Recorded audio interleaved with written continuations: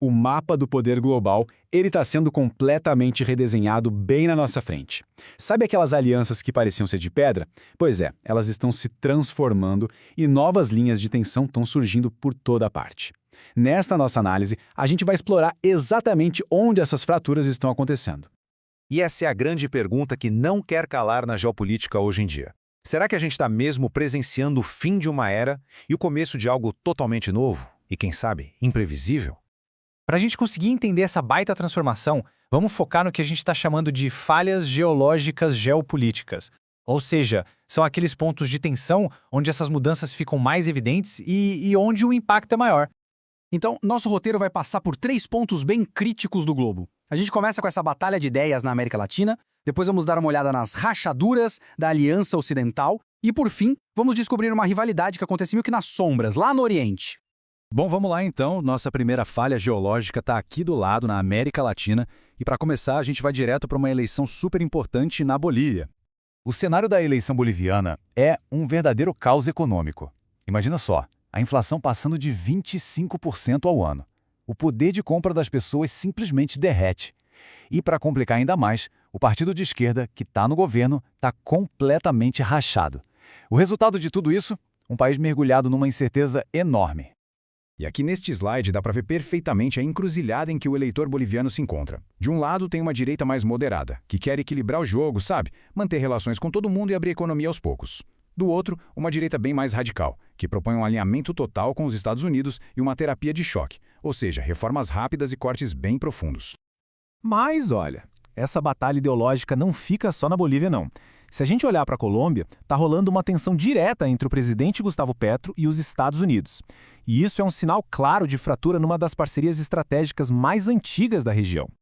E a coisa escalou muito rápido. Em resposta a umas acusações do Petro, o Trump soltou essa declaração aí que é fortíssima. O resultado, o congelamento de acordos com um aliado que sempre foi chave na América do Sul. Agora, o mais interessante disso tudo é ver como tensões antigas estão voltando com tudo. Uma acusação bem pesada sobre financiamento estrangeiro ilegal ressurgiu, jogando ainda mais lenha nessa fogueira. A história é a seguinte: o Hugo Carvajal, que era chefe da inteligência venezuelana e agora está colaborando com os americanos, alega que a PDVSA foi usada para bancar campanhas de partidos de esquerda em todo o continente. É uma acusação explosiva, né? Se for comprovada, pode redesenhar o mapa político da região. Mas para a gente ter o quadro completo, é fundamental ouvir o outro lado. Em 2021, o então ex-presidente Lula negou essas acusações, dizendo que tudo já tinha sido investigado e que nada de irregular foi encontrado.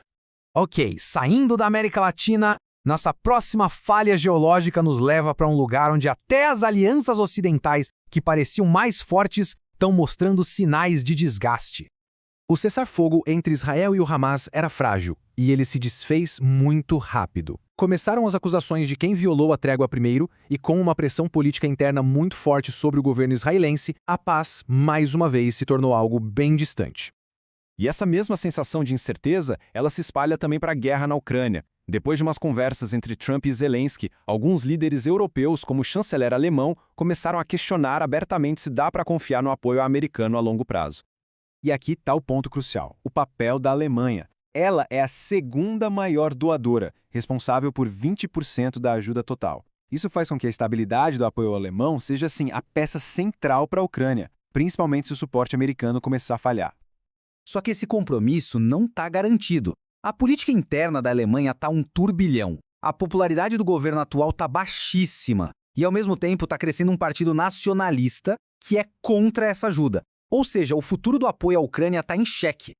Enquanto o Ocidente está lidando com as próprias tensões, uma dinâmica bem fascinante está acontecendo lá no Oriente. A nossa última falha geológica nos leva para a aliança entre Rússia e China, que, por baixo dos panos, esconde uma competição cada vez maior por influência.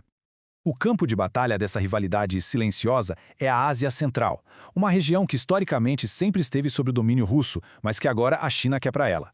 E não é à toa, né? A gente está falando de ouro, gás natural e, o mais importante, 40% de todo o urânio do mundo. Fora que é a porta de entrada para a nova rota da seda da China. E essa tabela aqui, ela mostra essa virada de jogo de um jeito impressionante.